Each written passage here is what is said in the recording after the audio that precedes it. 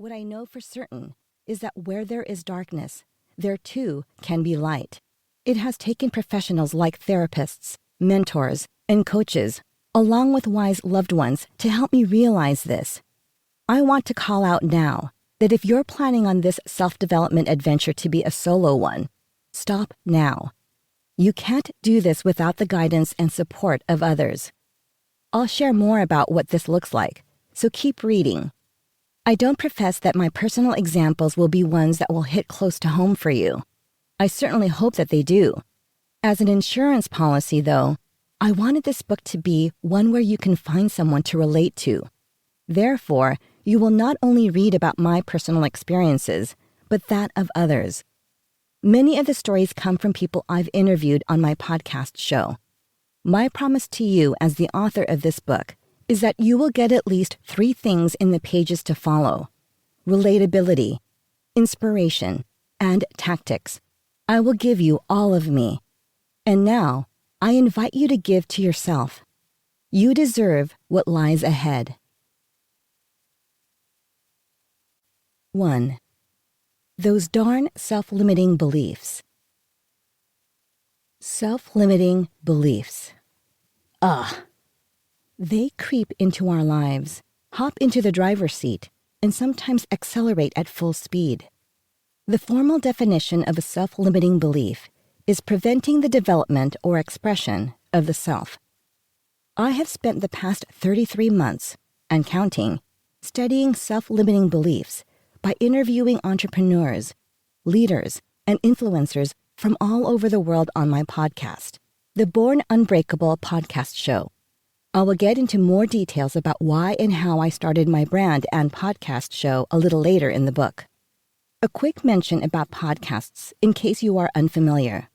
A podcast is an audio program, usually pre-recorded, like talk radio, made available in a digital format via internet download through platforms such as Apple, Spotify, Audible, and Amazon Music, to name a few. On my show, I've conducted interviews on a variety of topics that my guests are experts on. For example, love, relationships, health, wealth, business, and so on, and led solo episodes, and most recently, I conduct co-hosted episodes. Therefore, episodes don't need to be listened to or watched sequentially, unlike a TV series where episodes are usually watched in chronological order. My podcast guests range from the ages of 13 to 70 plus and come from all over the world. As of the time this book is being written, 57% are female and 43% are male. Guess what? 100% of them experienced having self-limiting beliefs. I would argue that we all do. Here are common self-limiting beliefs that might resonate with you, including examples shared by my guests. I am not smart enough. I am not attractive enough. I am not good enough. I am not capable enough. I am not worthy. I am not relevant. I am not desirable. I am not lovable. I am an imposter. I am limited. I am a failure.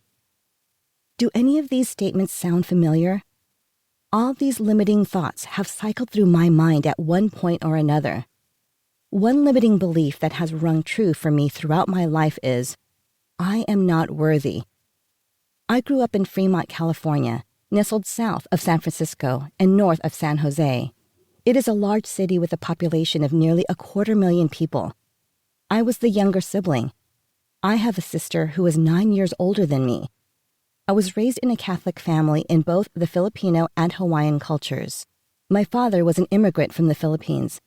As a late teenager, he arrived in Hawaii, where he met my mother.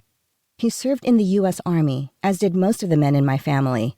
He was the breadwinner of the family, working as an insurance broker for Allstate. My mother worked in information technology until the dot-com crash, and then she explored other industries and ultimately planted her feet in healthcare.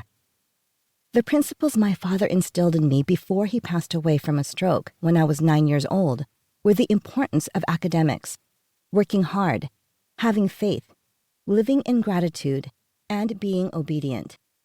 I had a wonderful upbringing in a loving household, but